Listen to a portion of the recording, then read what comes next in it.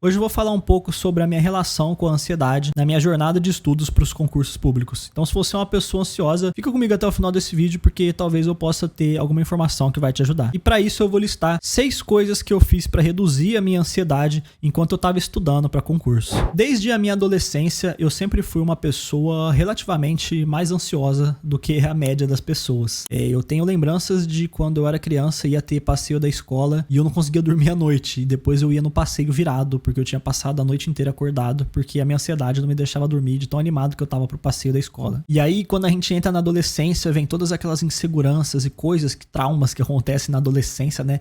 Muita emoção, muita intensidade, assim, a gente fica com muita coisa na cabeça. E essa ansiedade foi cada vez aumentando mais. Aos 18 anos, eu comecei a estudar para o vestibular, fui estudar fora, passei na faculdade. Essa ansiedade, ela não abaixava. Conforme as coisas iam acontecendo, eu sempre tinha um motivo para ter ansiedade. Eu ficava buscando algum acontecimento, alguma coisa no futuro que eventualmente fosse me colocar numa posição que eu não precisasse ficar mais ansioso, porque agora eu tinha conseguido o que eu queria. Só que os desejos, eles são infinitos. Infelizmente, a nossa natureza humana faz com que, assim que a gente consiga alguma coisa, imediatamente após a gente já tem outra coisa que a gente quer e essa ansiedade nunca passa. E eu demorei alguns anos para perceber que, na verdade, o problema da ansiedade estava dentro de mim e não fora de mim. Não era algum acontecimento, alguma coisa que ia acontecer ou que eu ia obter que ia fazer com que eu ficasse menos ansioso. Agora, é óbvio que em situações específicas a ansiedade aumenta mais, né? Principalmente coisas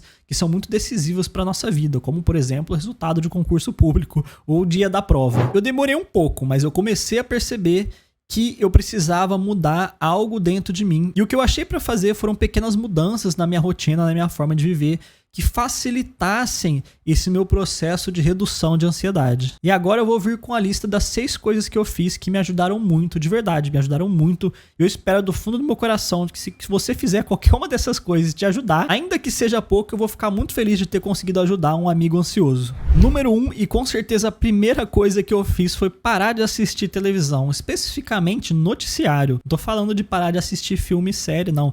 Tô falando de parar de ficar assistindo jornal, notícia, porque infelizmente a mídia sabe que é a emoção que prende a atenção das pessoas. E muitas vezes a gente tá com a intenção de se manter informado sobre as coisas que estão acontecendo no mundo, mas ao ligar a televisão, a gente só vê tragédia, só acidente, só tristeza, só revolta. E isso não é um sentimento que ajuda na conservação do nosso bom psicológico. A segunda coisa, e essa foi uma que eu aprendi nos últimos anos, mas que eu apliquei de forma muito intensa depois que eu comecei a estudar, foi entender e lidar com o fato de que eu não preciso ter uma opinião formada sobre tudo. E eu acho que isso é uma coisa que vem com a maturidade, só que infelizmente, às vezes, o tempo passa e a gente acaba não absorvendo isso. Eu não preciso ter uma opinião sobre futebol, política e não sei o que lá do judiciário, e não sei o que lá do STF, e partido, e o show de não sei quem, o influencer e a fofoca, e religião, e plano econômico, e tudo esse monte de ruído que a sociedade fica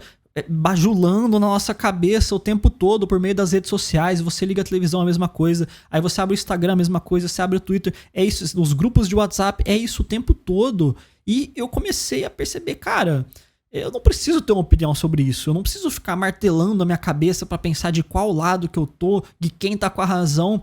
Eu tô preocupado em passar no meu concurso, em estudar. Isso não significa que eu preciso me manter completamente alienado, completamente desinformado. Mas, como uma pessoa ansiosa, eu percebi que às vezes me afastar desse tipo de coisa por um tempo, não deixar a minha cabeça ficar processando esse tipo de informação, ajudava bastante a eu não ficar constantemente com sentimento de ansiedade. Para algumas pessoas isso não faz diferença nenhuma, mas eu percebi que para mim fazia e fez muita diferença na minha vida eu realmente me afastar desse tipo de discussão. Terceira coisa que ajudou a reduzir bastante a minha ansiedade foi ter uma rotina minimamente saudável e previsível. Eu sempre digo que eu não sou a favor dos extremos, e isso se aplica com certeza na questão da gestão da sua rotina e da forma como você se alimenta no dia a dia. Só que eu também percebi que ter uma hora certa para acordar e uma hora certa para dormir reduzia muito a minha ansiedade. E ter uma rotina que seja previsível, eu já sabia como iam ser meus dias da semana. Além disso, ter uma alimentação também minimamente previsível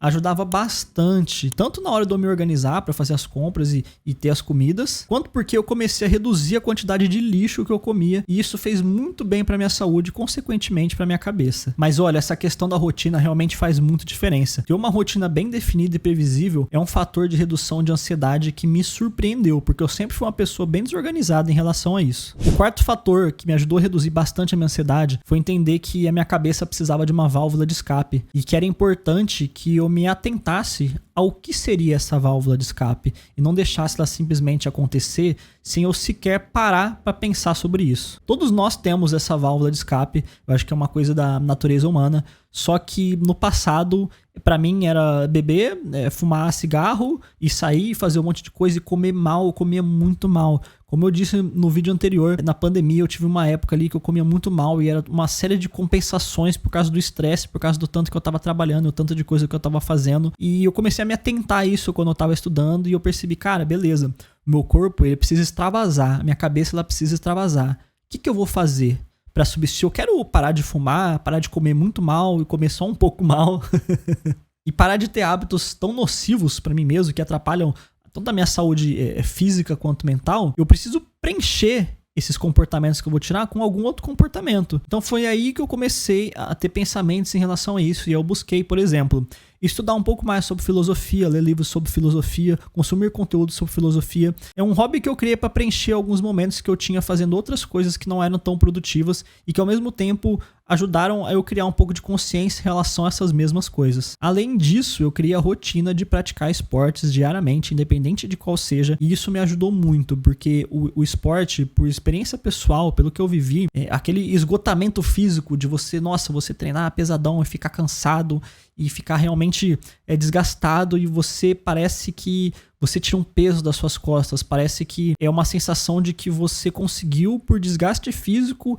eliminar pelo menos um pouco daquela ansiedade que você estava carregando. E na minha jornada para estudos, na minha jornada com ansiedade, isso realmente foi assim, mudou a forma como eu passei por isso. A quinta coisa que fez eu lidar com mais facilidade, com mais leveza com a ansiedade nos meus estudos para concursos públicos, foi buscar estar constantemente conectado com os meus sentimentos e as minhas emoções. Quando eu era mais novo, jovem, garoto, eu subestimava as emoções e os sentimentos. E eu achava que tudo seria resolvido à base do racional. Só que a verdade é que é possível, mas não cabe em todos os momentos, não é pertinente em todos os momentos você resolver questões emocionais usando o seu racional. Às vezes você tem que lidar com as suas emoções, você tem que entender elas, você tem que viver elas para você saber o que você vai fazer em relação às coisas que estão acontecendo. E criar essa consciência enquanto eu estava estudando para concurso público foi muito importante, porque, mais uma vez, tornou o processo mais leve. Você não fica brigando com as suas emoções, batendo de frente com elas. Você começa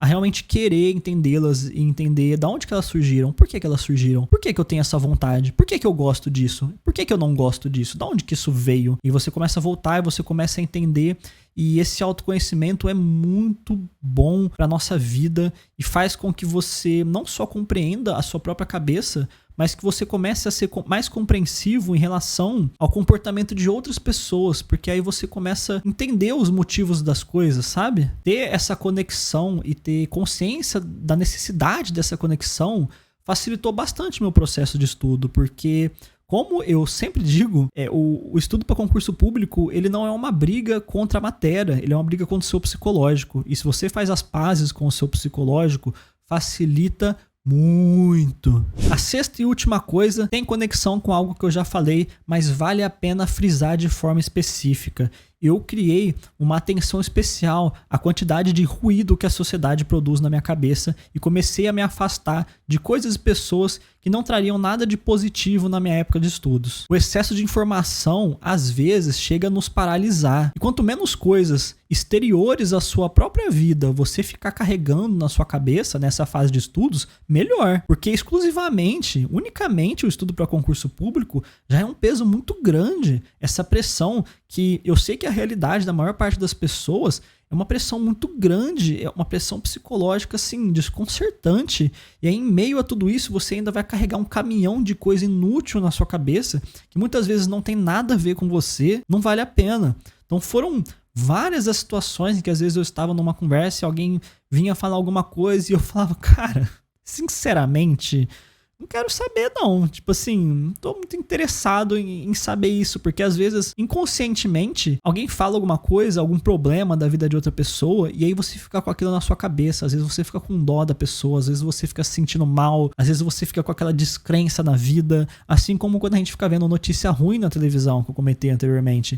Então, eu comecei a meio que fugir dessas informações e tentar viver nesse momento de estudos só realmente o que importava. Às vezes o pessoal brinca na internet falando que eu vou me alienar, eu quero me alienar. Em partes, é isso. É óbvio que não é vantajoso você se alienar socialmente completamente. Tem gente que gosta, mas eu não acho que é vantajoso. Durante a minha época de estudos, eu continuei encontrando meus amigos com menor frequência, mas eu fazia questão de encontrar eles. Eu ia nos aniversários, nos eventos mais importantes. Parei de encher a cara, porque depois eu ficava de ressaca no domingo, e aí na minha idade você fica de ressaca na segunda, e aí na terça-feira é só o estômago que tá ruim, e aí você começa a se recuperar na quarta, e aí não tem como, porque quinta, sexta já tem outra coisa para fazer de novo. Então eu diminui bastante o ritmo em relação a isso para conseguir ter uma rotina mais sustentável a longo prazo. Mas eu não fiz nada extremo, não me isolei completamente de ninguém, apesar de ter reduzido bastante a frequência que eu consegui encontrar as pessoas, porque eu estudava de final de semana, eu fazia revisão de sábado e simulado de domingo, e eu não cheguei a ficar completamente isolado não, e eu nem acho que isso seja saudável.